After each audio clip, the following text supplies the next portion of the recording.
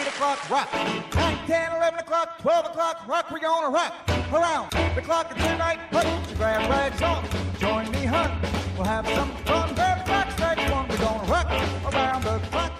Hey guys, welcome to another episode of Midnight Madness Chats with Hardman. I've got a great guest on the air tonight. Please introduce yourself and tell us what you do. My name is Bill Haley Jr., and in my musical life, I have, in the past 15 years, after resisting most of my life, I've decided to go ahead and accept offers to perform my father's music. And so I've been doing that since 2010 or 11, and I have put a band together, Bill Haley Jr. in the Comets, and we play mostly in the United States. Sometimes I appear in England. We did a tour of New Zealand in 2014, but basically it's a show where I perform my father's music and I tell stories in between the songs about the beginning days of rock and roll, and I supplement that with a PowerPoint presentation of about 400 rare photos. And we make it kind of an immersive history of rock and roll through the story of Bill Haley and the Saddlemen and Bill Haley and the Comets. So, just listening to what you just said, I think as the son of a famous musician, it's one thing to sort of walk in your father's footsteps, but what I'm hearing here is that you've got a great passion for rock and roll. So, other than your father, what inspired your love for rock and roll? Well, it's a kind of a long story, but basically, my father moved to Mexico when I was 8 years old and really didn't have much contact with him. And at the age of 8, I really was not fully aware of my father's impact on music. But I loved music. I always loved music, and for me, really probably started in the very, very early 60s listening to radio. But then, of course, when the Beatles hit America about 1963, 64, I really I just had an incredible interest in them specifically, but also the British invasion. And I became a big, big fan. And then when my mom mentioned to me that, oh, your dad, he's crossed paths with the Beatles, I think then it kind of impacted me that my father actually had something to do with this thing called popular music. But in any case, it was a very complicated situation for me growing up with a famous father who was not in my life at the time. I didn't really get to form a relationship with him until the last couple of years of his life. So I really dealt with a lot of the issues that you might think would happen to someone who's the offspring of somebody famous, trying to establish my own identity in life and also trying to reconcile the negative feelings because of the dysfunctional relationship that I had with my father and his situation. So I avoided opportunities for most of my adult life growing up to talk about my father and have anything to do with him. But musically, I always had a strong interest, and about the age of probably 15 or so, picked up a guitar, started learning some chords, doing a lot of cover tunes, and then I started writing some music, some songs, and poetry. And you're that age in your teens and 20s when you're very creative, and so I was very passionate about that. But I never aspired to do it professionally or take it any further, and particularly because I was intimidated by my father's great fame and how I knew I would always be compared to him. So for those reasons, I kept it purely private most of my life. I got a degree in journalism from Temple University. I had a career in journalism. I published a business magazine. And so that was my livelihood. But music was always a hobby and continued to be a hobby. And around the year 2000 or so, I got back into playing music seriously as a hobby, formed a garage band. And for a number of years, we just played cover tunes. Once a week got together and started doing some gigs here and there, but once again, never with aspirations to make a career or do it professionally. But circumstances evolved where I had an opportunity to go into a recording studio with my garage band and record a CD of my original songs. So we did that and just knocked it out in a day. It wasn't anything really special or great, but we did a CD release party in a retail store in Phoenixville, Pennsylvania. And the host of the party, the owner of the store, Diving Cat Studio, asked me to do a couple of my dad's tunes, in addition to my own original things. So we did Rock Around the Clock, a few other tunes, just as a knockoff and not really being serious about it. But someone in the audience took a cell phone video of us doing Rock Around the Clock, put it on YouTube. I don't even know if it's still up there, but um, a booking agent in Florida, Wolfman Jack Entertainment, Wayne Honeycutt, saw the video, contacted me, and at this point, I'm in my early to mid 50s, and said, if you can put together a band to do your father's music on a professional level, I could probably get you some opportunities. So it was really at that point where I kindly said, I need to let go of all the negative feelings and the intimidation factor, et cetera, and just take advantage of this opportunity. So I did. Put together a new band, found musicians who really specialized in playing this style of music from the late 40s, early 50s, pre-rockabilly, swing, jazz, and just put together a really great band. And at the time, I was also working on a book about my father, which I have since completed and was published in 2019, book called Crazy Man Crazy, the Bill Haley story. So I had done years and years of interviews with ex-Comet members, business associates, family members. So I had a great deal of knowledge about my father's career as well. So put this band together and immediately conceived it as not just a cover band, but also as a kind of a storytelling situation. So immediately we started getting some work, mostly around the United States. I mentioned we toured New Zealand in 2014. And so the act has just continued to evolve and get better and better over time. And I've added, more and more source materials for the PowerPoint presentation through my research. And so the act has really evolved over the years now into a pretty um, enjoyable. I'll say this, generally we had initially attracted pretty much only people who were teenagers in the 1950s. So there are people who are now in their 70s, 80s, 90s. But along the way, we started picking up some younger fans, people interested in the story and the music, and that's continued to grow and evolve as well. So I'm continually trying to tell this story, my father's story, in different ways. Having published the book, I'm now working on a documentary film. But in the meantime, the band continues to take advantage of opportunities, and we still play mostly in United States, places like Texas, Florida, the Midwest, where there's a lot of senior communities. We do casinos, car shows, festivals, but mostly theaters, and starting to do some dinner theaters now because once again, our audience being seniors, they're getting to that point now where they're more likely to go out to a matinee show with a meal than go out to a Friday or Saturday night show. So that's kind of where we're at now. Still doing it here in 2024 and still getting opportunities. I mean, we're booked for the Malt Shop Memories Caribbean Cruise coming up in 2025 and a number of theaters in the area. So opportunities continue to present themselves, and in the meantime, I keep working on my documentary film and looking for a movie deal for my book. And that's where I'm at now. That's insane. So tell me, I could relate. I also didn't really grow up with my father, but not growing up with a father and then um, being recognized because I was listening to your version of Rock Around the Clock, and your voices are very, very similar. And I think your style of playing also presents your father very well. But tell me about the emotions, the moment when you sort of got recognized um, for your father's music that you had sort of a emotional attachment to, because I mean you've had this battle that you were fighting your whole life.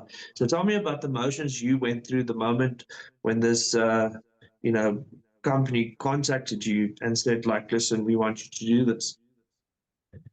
Yeah, so it was a cathartic journey just writing the book and doing the research, and coming to terms with my father. And so intellectually, I kind of, was coming to terms with it, writing the book. But then having this opportunity to put this band together, and I didn't really anticipate these effects, but this is how it evolved. I just thought, well, okay, it's a good opportunity to travel a little bit, make a few dollars. And, it is fun music to play. At that point, as I said, I was in my mid 50s, and so I'd let go of the ego part of it. And so from the very beginning, when I started performing my father's music, I never look at myself as being the star. You know, I'm really a surrogate for my father and telling his story. Thankfully, I can sing very similar to him, even though I'm now, 69 years old. I still have my voice. My father died at 55, but he kept his voice his whole life too. And I think that was because he worked 40 weeks a year and constantly, worked his craft. So, in any case, as far as the emotional part of it, which is the point of your question, that was a process. But one thing I did find that happened quite unexpectedly, two impacts. One was performing my father's music. And then after each show, we invite the audience to come up and let us know what they thought of the show. And invariably, just to see person after person after person say how much joy this music brings them, how they remember being a kid and growing up to it, and just seeing the happiness that it brings to people was so fulfilling for me. I never anticipated that, and that's truly the greatest reward of all this is bringing joy and happiness by telling my father's story, sharing his music with people, and then letting them experience that joy that they got either as a teenager or now, um, listening to this very, as you know, it's very fun music. It's all about dancing. It's about good times. It's about letting go of your troubles. And so that's an experience I share with the audience each time I perform. I never anticipated. And that was very therapeutic and healing for me in terms of, you know, my previous negative feelings about the dysfunction of our family. The other thing that happened that was quite surprising to me was I got to vicariously experience what it must have been like for my father to be on the road for extended periods of time and then to still try to maintain some kind of connection or affection for your family. Um, until you feel it, you don't really understand that. But when I was, for instance, away in New Zealand for almost a month, obviously I maintained my affection for my children and my girlfriend. We're not married, but we've been together 20 years. But I fully understood how, time can and distance can wear against that, can make it more difficult to maintain that affection.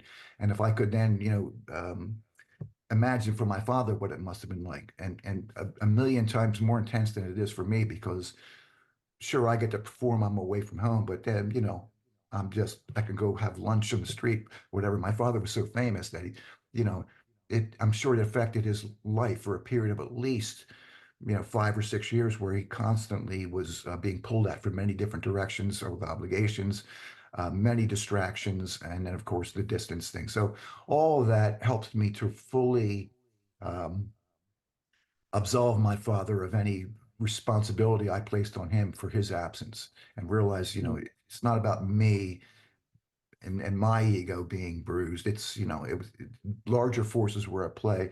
And my father gave such a gift to millions of people, the gift of joy and happiness, um, that, it wasn't in his capabilities to also be an average private citizen who, maintained a close relationship with his family. The two were incompatible. And realizing that, it allowed me to let go of any residual negativity or resentment or ill feelings toward my father. So yeah, it was very therapeutic, cathartic, and very helpful. But it was a process, and it's taken a lifetime to really come to terms with this. And now it's come full circle where I fully, and I always have respected my father for what he did musically, for what he created.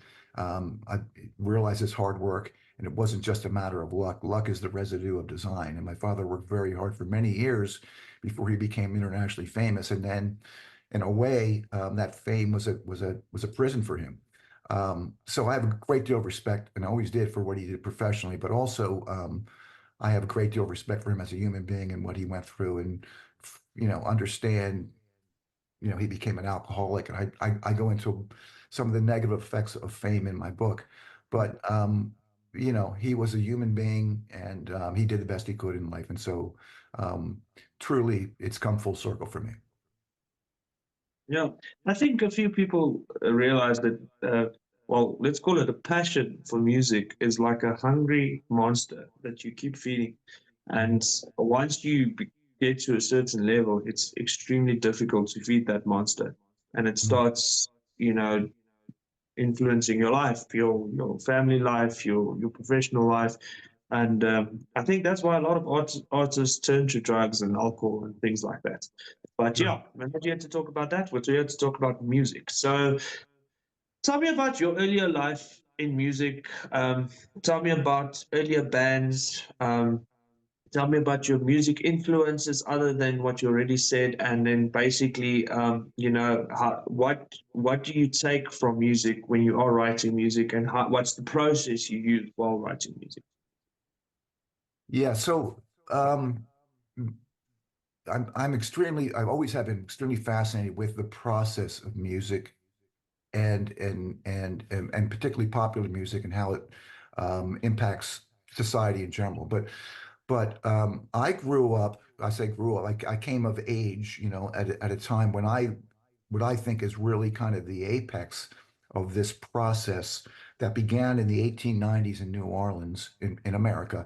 And the coming together of European classical music and instruments in the Creoles of New Orleans, the African rhythms that emanated from Congo Square every Sunday in New Orleans, and then the Caribbean influences because of the trading port of New Orleans. In the 1890s, that all came together, and something happened that evolved into blues and jazz and all these permutations that traveled up the Mississippi to all the cities, et cetera, et cetera. And so I grew up in the 1960s and early 1970s were my high school years, where that process had really reached its apex in terms of absolute expression in all the possible forms. Um, and so, obviously the Beatles, the Motown thing and the Beach Boys and on through the 60s. And then the 70s were so fertile. And of course, I was a big fan of all the rock bands and everything coming out of England, David Bowie and on and on and on. And then finally, by the mid 70s, when rock and roll started going in a more progressive direction, I kind of lost a little interest in it. So I got heavily into jazz. And I started starting with the big bands, then moved up, to all the progressive jazz and bebop and then on and on and on, and then look further back to the beginnings. And so I've constantly looked at the process of all the musical forms and permutations. And then, of course, when I started writing about my father and got interested in that period, it really drilled down on the mid 40s, the jump, jive, swing bands that came out of the big band era.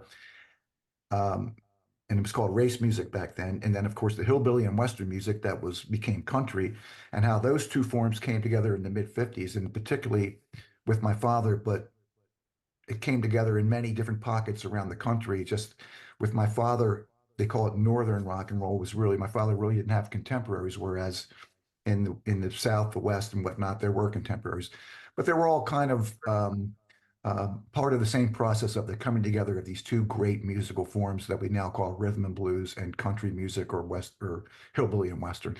And then of course my father's experimentation was accelerated by the fact that he was a disc jockey. He was exposed to some of these records, and he had a plan and a goal to become famous and rich by finding a way to get kids dancing again. And so all of that just totally fascinated me. So to your point, my influences are just about everything that's ever been played or recorded. I would say I don't like everything equally, but at one point or another, I really immersed myself in every style and fully enjoyed it for what it was worth. So I have a very eclectic, expansive view of music and music appreciation, and I see music as something that it's like a relationship. It's like you're attracted, you become infatuated, you fall in love, then you become familiar, and you still love it, but it doesn't have the same impact on you. And music is like that. I can go back and listen to stuff that I loved, when I was, 15 or 25, and it still will trigger those um, same feelings, but they don't last. because I've gone through that process of discovery, which is the true joy of music, is the discovery, the period where it's still kind of new to you. And but then once it's used up, it's used up. Now I can still go back and listen to the Beatles and say, wow, this is incredible, but it will never have the same impact that it did when I was discovering it. So, to me, at my advanced age, I feel like I've used up a lot of the good music in terms of having that experience, and I'm constantly looking for new experiences. And they're hard to find. They're hard to find now. Stuff that it's like I've really never. I mean, now it still does happen.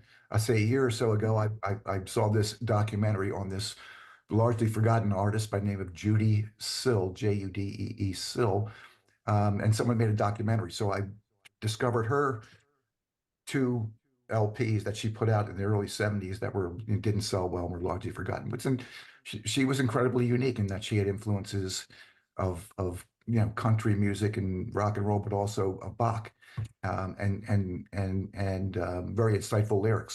So there are still times when I'm very gratified to discover something relatively new to me. And I can experience that once again, that process of discovering some kind of new music and then becoming infatuated and then becoming familiar with it. So it still does happen, but it's rare and rare. So Mm. most of my music is listening to stuff I'm already familiar with and enjoy. But once Mm. again, it's like those relationships. You can't. No, Yeah. it's true what you're saying. Something you mentioned now, I mentioned this in a previous interview I did with Joe Bacard from Blue Oyster Cult.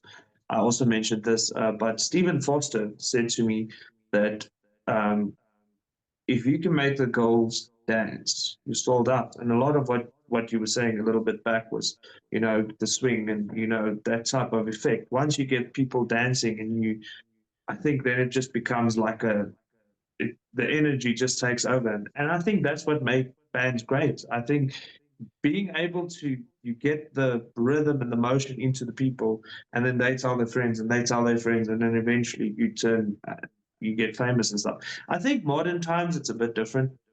Like you were mentioning, I also listened to the Beatles and all the greats from way back when. But I think modern times it's more difficult to convince people as well. Where I think if you're doing music that were once loved and you're still doing it till this day, I think people could relate more to it. Because I myself, I play in a modern band. Uh, I do not think you would like it that much. It's quite heavy metal, um, but yeah, it's not dancing music. You know what I'm saying? Sure. So we also try to be different and influence. And like you were the artist you named, um, once you start becoming experimental, it's very difficult to convince people. People don't like strange. They like familiar faces. So it's very interesting as just talking about it. So tell me about the themes that you find yourself in your own personal music, the themes that you write about, what inspires you. Yeah. Hmm. Well, the writing comes and goes. Um, so there are periods where you feel a strong need to express yourself, and then you can go long periods where you don't feel the need. As far as uh, what I have written about my songs I have written, um, the themes have been certainly there's the universal theme of relationships and love, and it's been done a million times. But of course, it's the most fundamental part of human experience, and so it's entirely relatable. However, as a songwriter, you want to create something that's never been done. You don't want to redo what someone else has done. So I have written some songs about relationships, but always tried to put a unique twist or a clever twist or something to some kind of hook. And I'm talking about a verbal hook, but also musically, you're looking for your hooks too, and that's another conversation, how to make a song interesting from a musical standpoint and hook people in. But lyrically, um, I've always tried to find an interesting angle or twist. So, in addition to simply writing about relationships, I've written songs about things like For example, metaphorically, in a global warming and environmental disaster, and we're destroying the earth.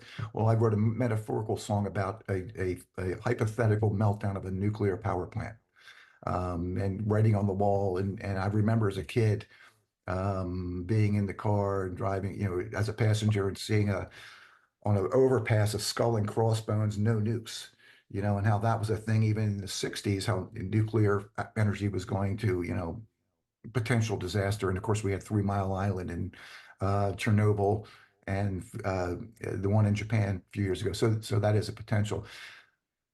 But truly, in terms of global warming, nuclear energy is probably the answer, not the problem. But that being said, using a hypothetical meltdown of a nuclear power plant as a metaphor for us taking the wrong turn, or paying ourselves now rather than later, and that kind of thing. So geopolitical statements in songs. I've written songs about um, the aliens coming back to Earth, not to dominate us, but to return, because they are us, we are them, and they're coming back to save us from ourselves. So those are the kind of things I've written songs about. Um, Looking for something maybe topical, but actually something more permanent and universal in terms of it, whether it's on society or on us as individuals. Um, so I don't actively sit down and say, hey, I'm going to write a song and what do I want to write about. But what will happen, I'm sure for you as a songwriter, I'm not sure if you are, but I assume you are. And for any songwriter, I think a lot of times it's just an idea that pops into your head, and it grows from there. It might be an idea, a thought, or it might be a phrase, a turn of phrase, or something that just for some reason triggers you. And for me, I view it as immersing yourself in this river that's there of creativity that's there at all times. Um, it just every thought, every idea that's ever been expressed is there, but we in our day-to-day lives are not aware of it because we're on another level. But if you can kind of silence your inner dialogue and put yourself in that position where you can quiet yourself to listen to that river of creativity that's flowing, if you can dip your toe in it and get a little piece of it, that's the spark that leads to creation of something like a song, or for a painter, a piece of art, or whatever the case might be. But I think all creativity is there. I think we borrow it. I don't think we create anything. I think we tap into the universal collective creative mind, and all artists do to one extent or another. But you can't reside there. You can only visit there. And so Mm. when I've been fortunate enough to write a good song or two, it's when I've been able to tap into that, however briefly. I love what you said. I always say to my own band, I write most of the lyrics and stuff, but I always say to my band, try you shouldn't force me to write, because like you said, you tap into this sort of higher energy, and your mind just goes, but it's not always there. And I think to use that as a tool is a very clever thing to do, because sometimes you're feeling uninspired, you maybe had a bad day, or now you're trying to write music, and it's, well, sometimes having a bad day helps, but you know what I mean. So I think you need to be in the right mind space and work on it, when you have tapped into that higher energy. So what I do, which is just an interesting thing, is I take a story, but only a short part of a story. I write try, as we are a heavy metal band, so we are a bad band. We are labeled with all these labels. So because of labels, I decided to be positive. So we write positive music. So we write anti-drug abuse, anti all this stuff. Right. So I take an inspiration, like I heard a story, but then I imagine the story myself. So I tell the story from my point of view, even though I don't really know what happened. But someone would tell me like a little story, and I would be like, oh, I've got this cool idea what happened in the story. But it didn't necessarily really happen. It just my interpretation of the story, and I take that and I write that into music. Do you have like a similar song that you can think of that you had a similar experience?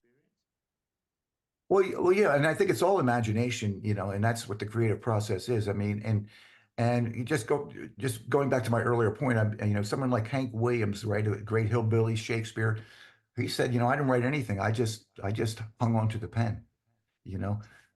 But he just had, and that's kind of the way it works. And then the other point too, I would say, is my most creative periods of my life have been in periods where I have been going through some kind of either emotional challenge or whether it's um, whatever the case might be. In other words, when I'm happy and content and everything's going great, there's no creative urge, you know, and I could try to force it. And if I did, it would end up being me like copying what somebody else is doing. Or this is what a song's supposed to sound like if somebody else is doing it this way. And that's not the right way to be creative or unique or special.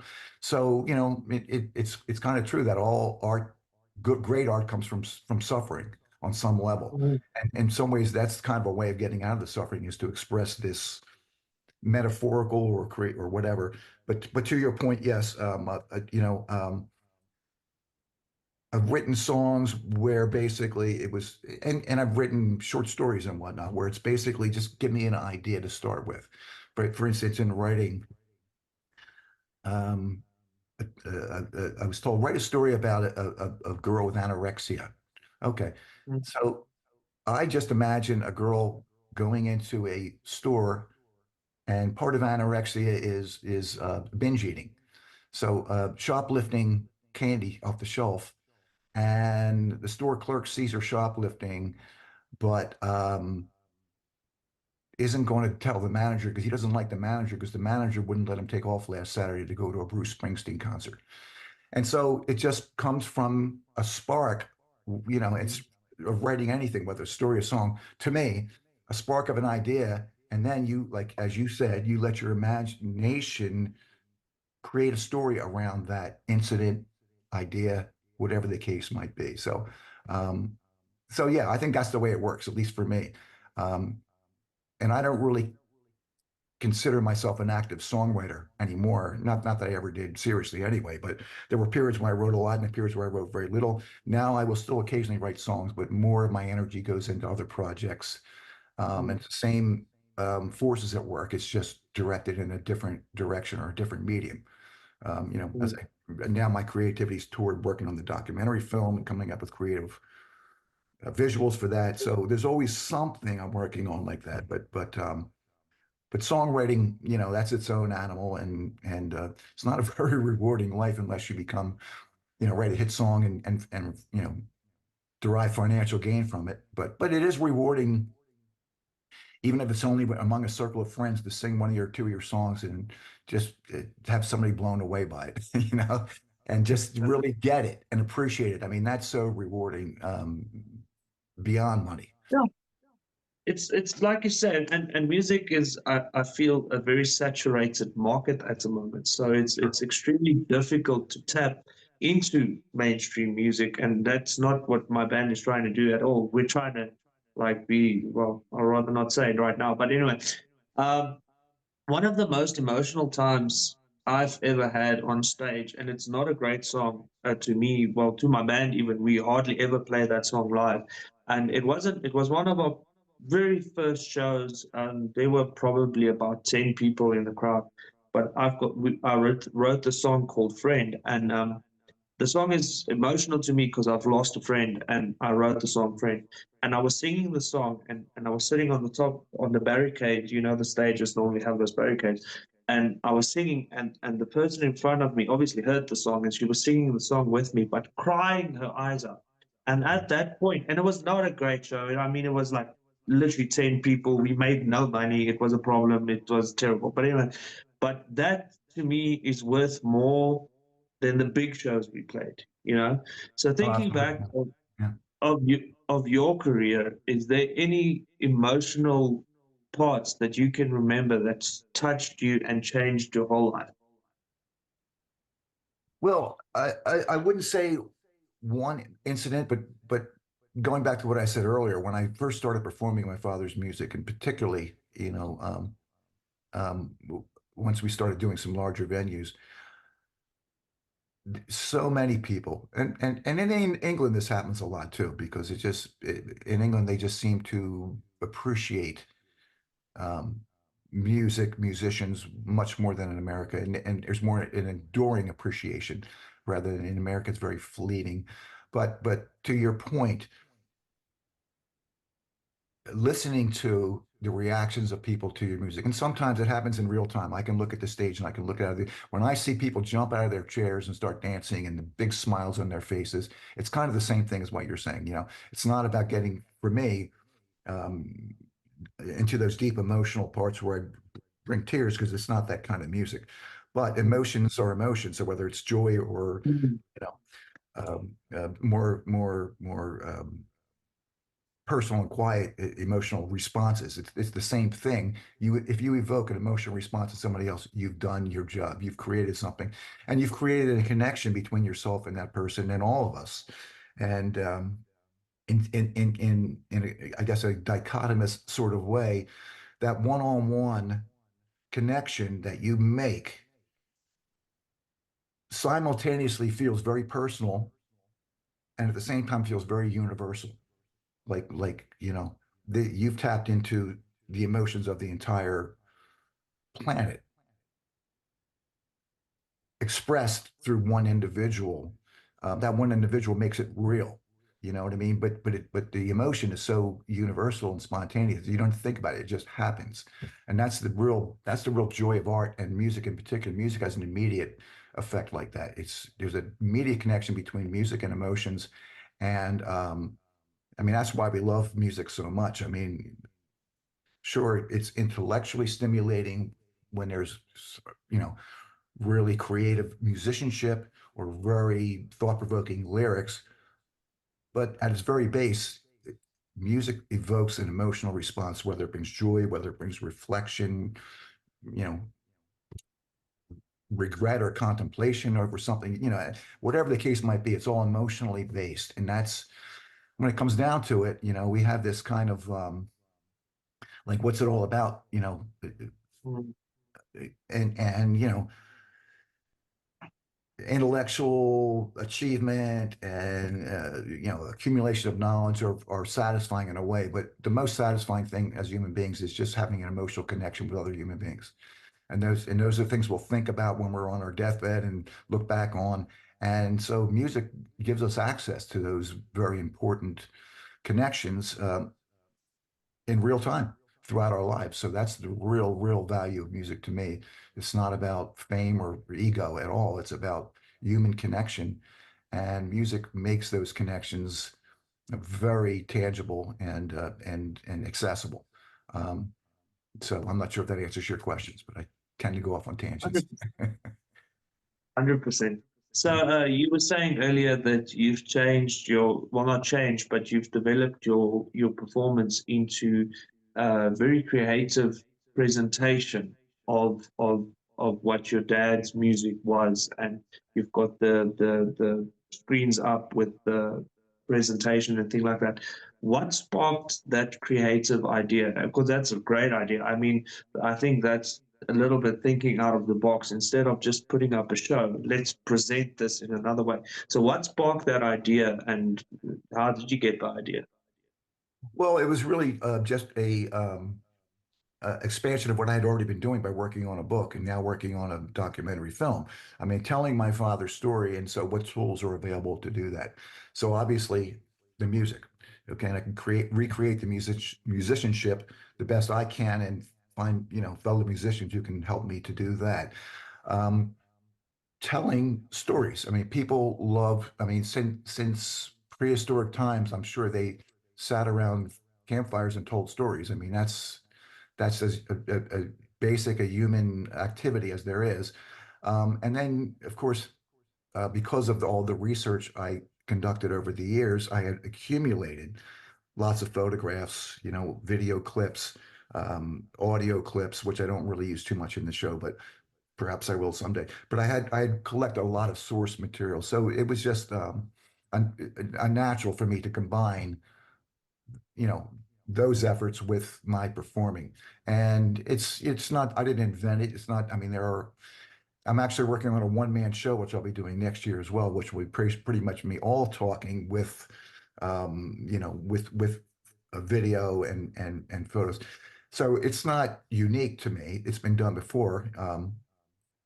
And you'll probably see more and more of it being done. But this particular act, because it has such historical significance, being my father, the first rock and roll star, and really a transitional figure between the big bands and what became rock and roll, that it's a very unique story. So it lends itself to being told um, and presented as such, as an historical narrative with music and then with visual aids, so to speak. So it wasn't anything. It wasn't a light bulb moment. It was just, initially we just performed my father's music, but actually even from the very beginning, I started setting up each song with a little story, even from the beginning of doing this. It's just I've gotten better and better at it because of, practice makes perfect, etc.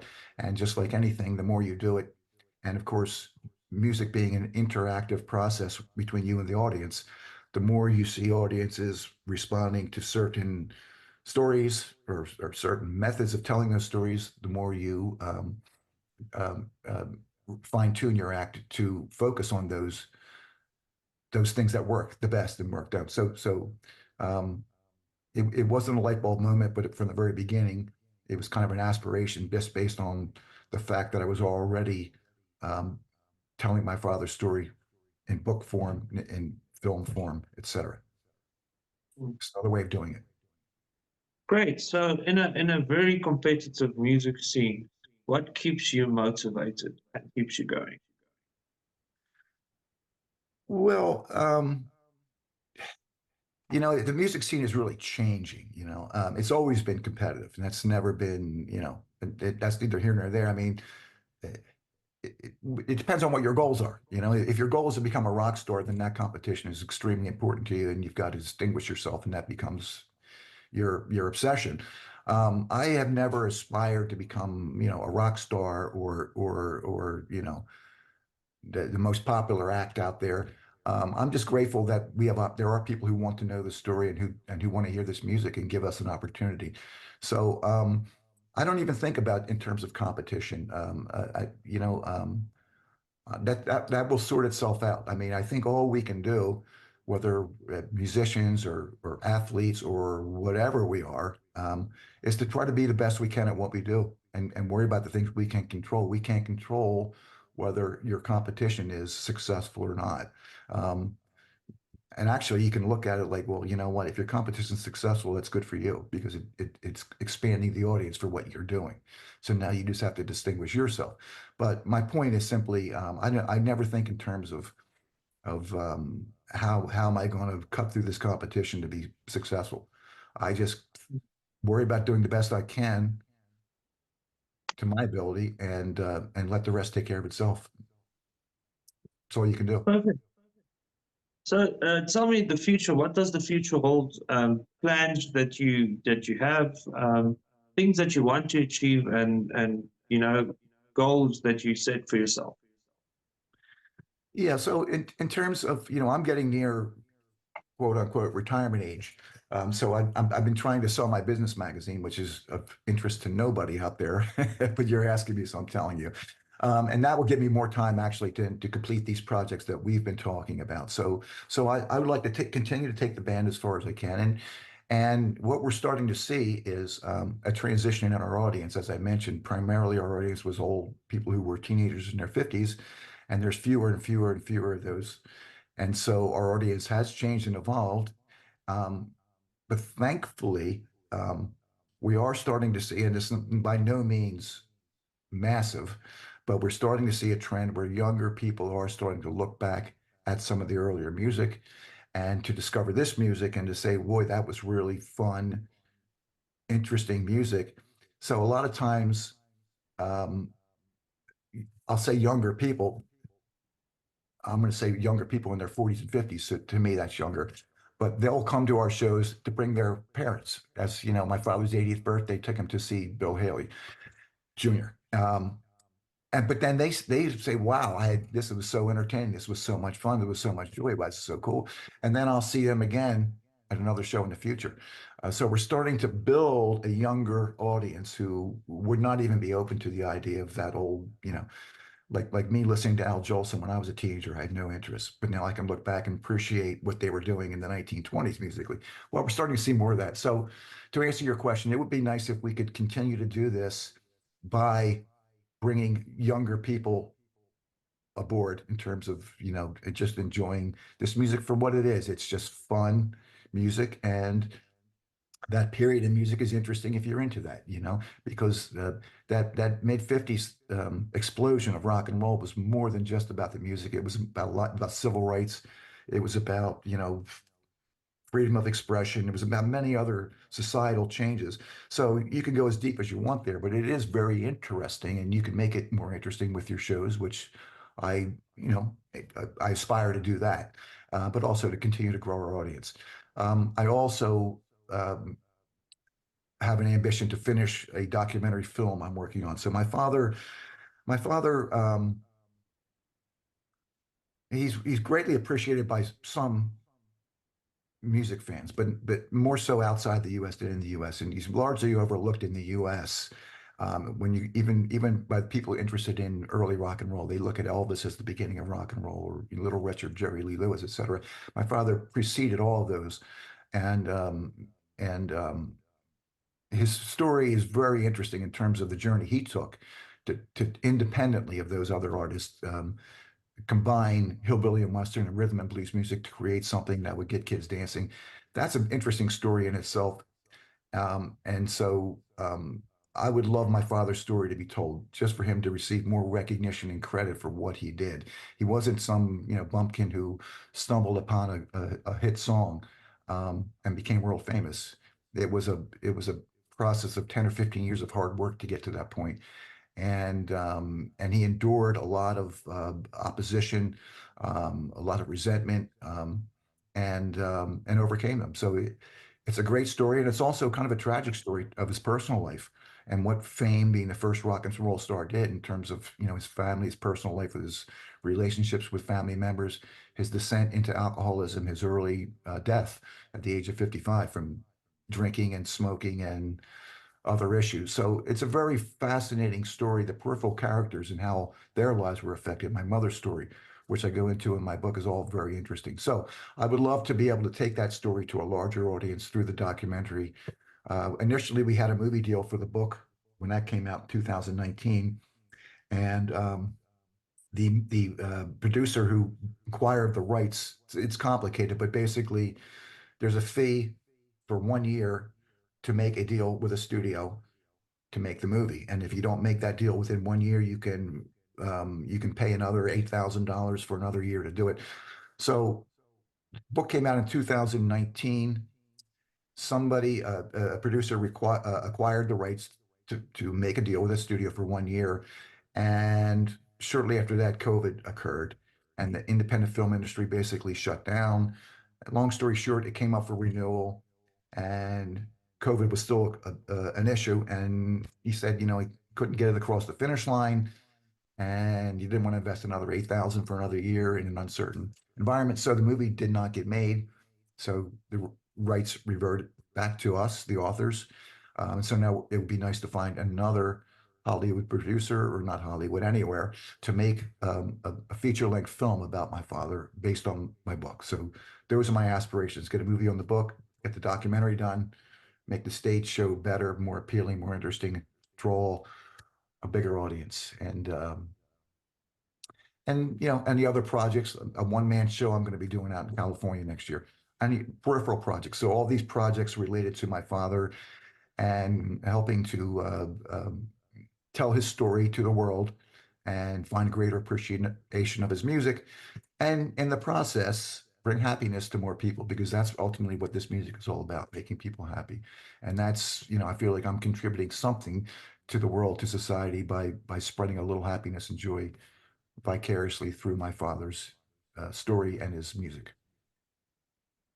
So I don't watch a lot of TV. I'm way too busy because I take on the world and with this much time. But anyway, but I would definitely watch that. I think it would be extremely interesting. So if there's any movie producers watching, get this shit done.